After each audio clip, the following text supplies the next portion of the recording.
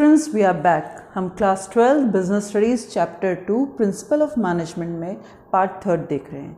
हमने Fayol's principle of management previous video में देखा है। पहला हमने उसमें डिवीजन ऑफ वर्क लिया, जिसमें हम किसी भी काम को छोटे छोटे पार्ट में डिवाइड करके और अप्रोप्रिएट पर्सन को करने को दे रहे हैं। दूसरा था अथॉरिटी एंड रिस्पॉन्सिबिलिटी, जिसमें कहा गया था कि जो वर्क रिस्पॉन्सिबिलिटी दी गई है उसी हिसाब से अथॉरिटी दी जाए तो काम समय पे और प्रॉपर तरीके से निपटता है। अब हम नेक्स्ट पे बात कर रहे हैं, वो है डिसिप्लिन। डिसिप्लिन, ये वर्ड सबको पता है कि डिसिप्लिन का मतलब क्या है। डिसिप्लिन आप अगर स्कूल में ही देख लीजिए, अगर कोई कहें ये बहुत डिसिप्लिन व्यक्ति, तो मतलब ये बच्चा क्या कर रहा है, रूल्स एंड रेगुलेशंस उस स्कूल के फॉलो कर रहा है, अपने काम को बहुत अच्छे से वर्कआउट कर रहा है, right. So it means sincerity. Sincerity किस तरफ? वर्क की तरफ और ऑर्गेनाइजेशन की तरफ, यानी वो रूल्स एंड रेगुलेशंस को फॉलो करते करते अपना काम भी बिल्कुल तरीके से कर रहा है। फिर वो ऑर्डर्स जो उसके सुपीरियर उसको दे रहे हैं और इंस्ट्रक्शंस जो दे रहे हैं उनको भी वो प्रॉपर तरीके से फॉलो कर रहा है, यानी वो अपने सुपीरियर की रिस्पेक्ट कर रहा है कि सर आपने मुझे ऑर्डर दिया है, मैं उसको प्रॉपर तरीके से फॉलो करूँगा। फ्योल्स कहते हैं कि अगर हमें सिंसियरिटी चाहिए तो उसके लिए ज़रूरी नहीं है कि फ़ाइन और सस्पेंशन या पेनल्टीज़ बहुत ही ज़्यादा हो। हाँ, अगर कोई चीज़ नहीं हो रही है तो उसके लिए पेनल्टीज़ होनी चाहिए, पर जैसी मिस्टेक हो उसी हिसाब से जस्टिफाइड फॉर्म में।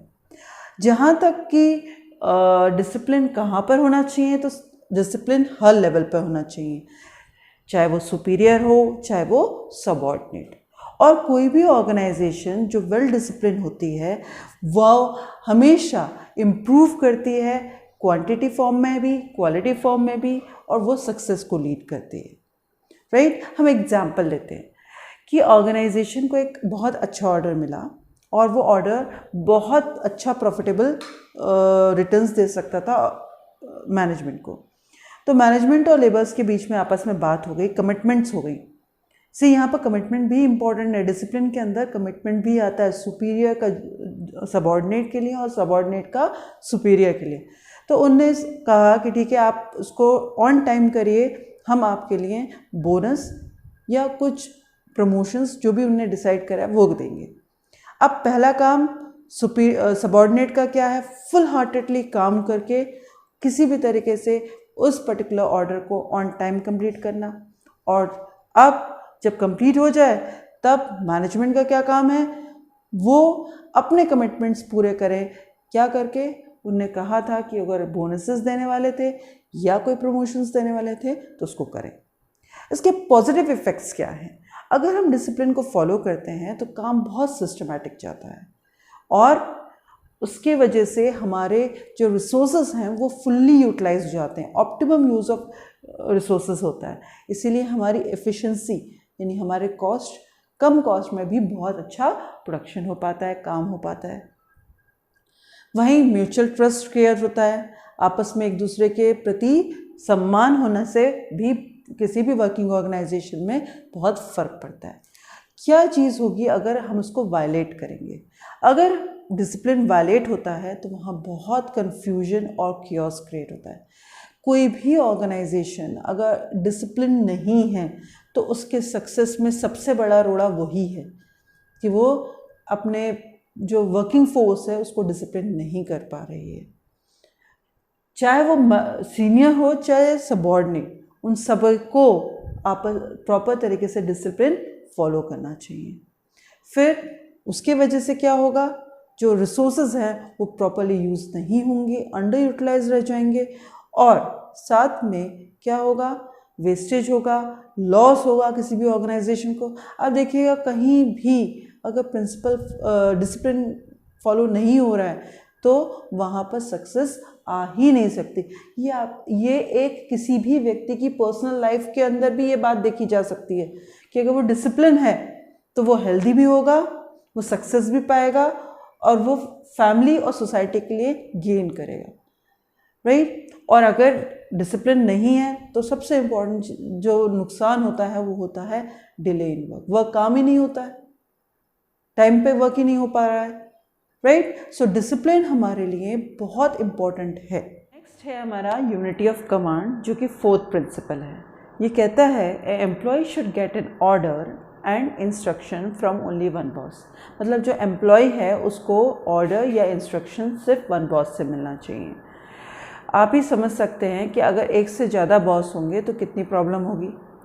एक एग्जांपल लेके देखते हैं कि सपोज़ कि परचेज डिपार्टमेंट कहता है प्रोडक्शन डिपार्टमेंट से कि आप है ना आपका प्रोडक्शन में ना थोड़ा स्लो करना, क्योंकि हमारे पास अभी मटेरियल आने में टाइम है। वहीं सेल्स डिपार्टमेंट कह रहा है कि आप प्रोडक्शन बहुत जल्दी जल्दी करो, हमें सेल्स बढ़ाना है। अब यहाँ पर जो प्रोडक्शन डिपार्टमेंट है वो एक कन्फ्यूजन स्टेज में है।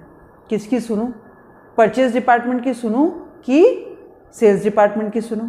अब यहाँ पर कन्फ्यूजन भी है, केओस भी क्रिएट हो जाएगा।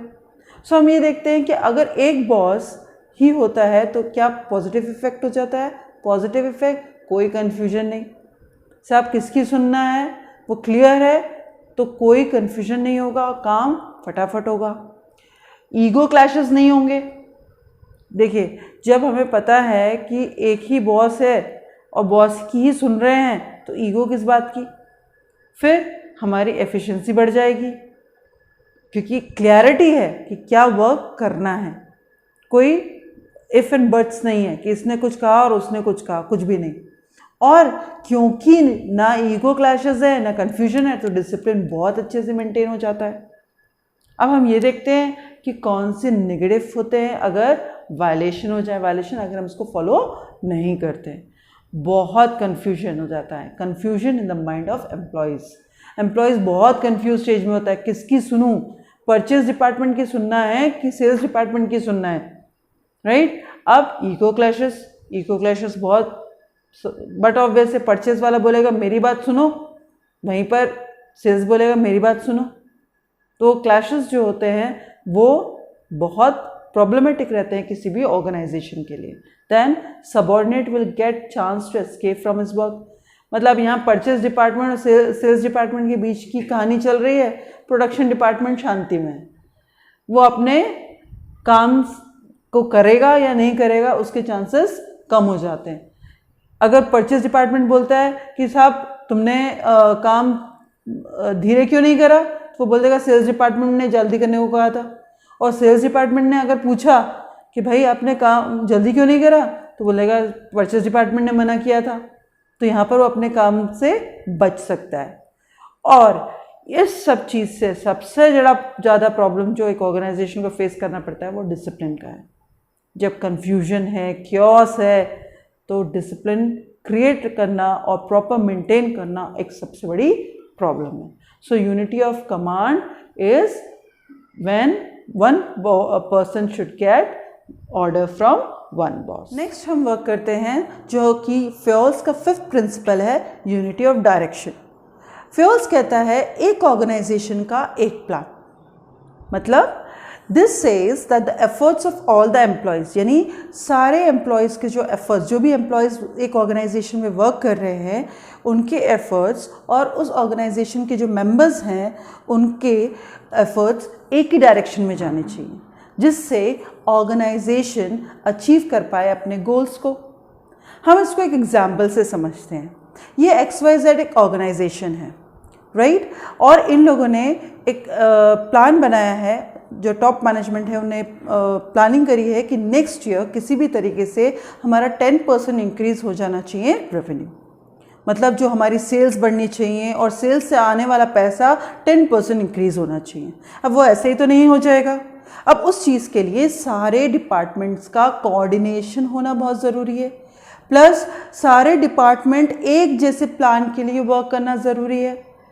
और हर एक डिपार्टमेंट एक हेड वाला होना चाहिए, क्योंकि अगर ज़्यादा होंगे तो उसमें भी कॉन्फ्लिक्ट्स क्रिएट हो सकते हैं। सो एक हेड, एक प्लान, एक डिपार्टमेंट, और वो सब लोगों का वर्किंग किस चीज़ के लिए? अचीवमेंट ऑफ ऑर्गेनाइजेशन गोल। आप जैसे एक एग्जांपल ले रही हूँ, उसी के अंदर फाइनेंस डिपार्टमेंट को क्या सोचना पड़ेगा कि परचेज डिपार्टमेंट के लिए, प्रोडक्शन डिपार्टमेंट के लिए, सेल डिपार्टमेंट के लिए कितना अमाउंट अलॉट करना है जिससे वो आगे अपने जो उनका पर्पस है, जैसे परचेज में रॉ मटेरियल परचेज करना है, प्रोडक्शन में प्रोडक्शन बढ़ाना है, सेल की एफर्ट्स बढ़ाने हैं, तो वो सब चीज़ के लिए पैसा ये फाइनेंस डिपार्टमेंट ही करके देगा। सो यहाँ पर हम बात कर रहे हैं कि सारे डिपार्टमेंट कोऑर्डिनेट करें और एक ही प्लान पे वर्क करें। अब हम देखते हैं कि पॉजिटिव इफेक्ट क्या होता है जब यूनिटी ऑफ डायरेक्शन वर्क होता है।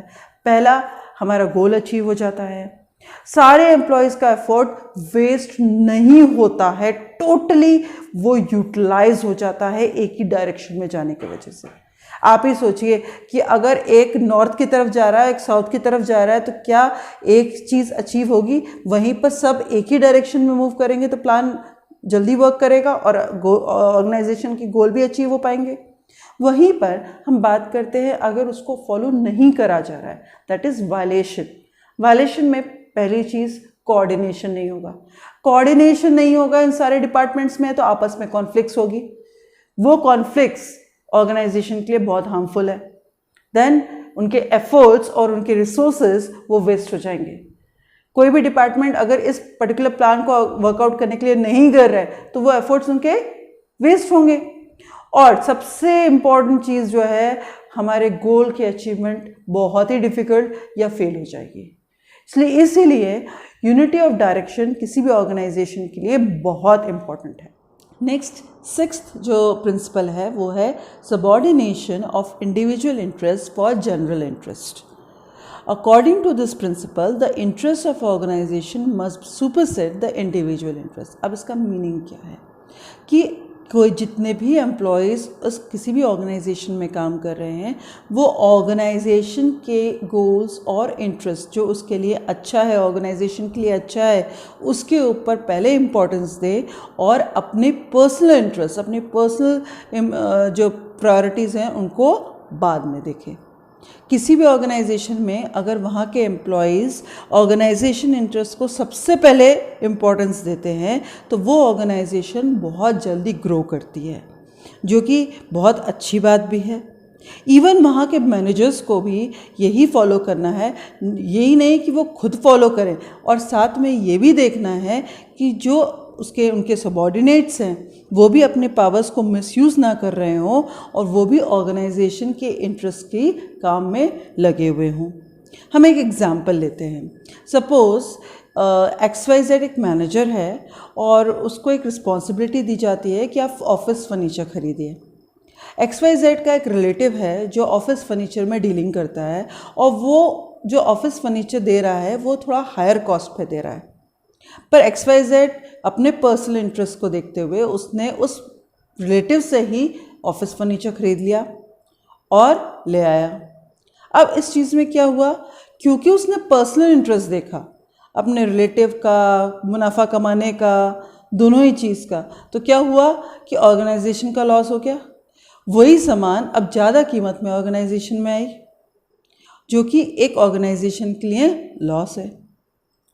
ठीक है, अब हम देखते हैं कि उसकी पॉजिटिव इफ़ेक्ट्स क्या हैं अगर हमने इस चीज़ को फॉलो किया, यानी ऑर्गेनाइजेशन में सारे एम्प्लॉयज़ ऑर्गेनाइजेशनल इंटरेस्ट पे ज़्यादा इम्पोर्टेंस दे रहे हैं।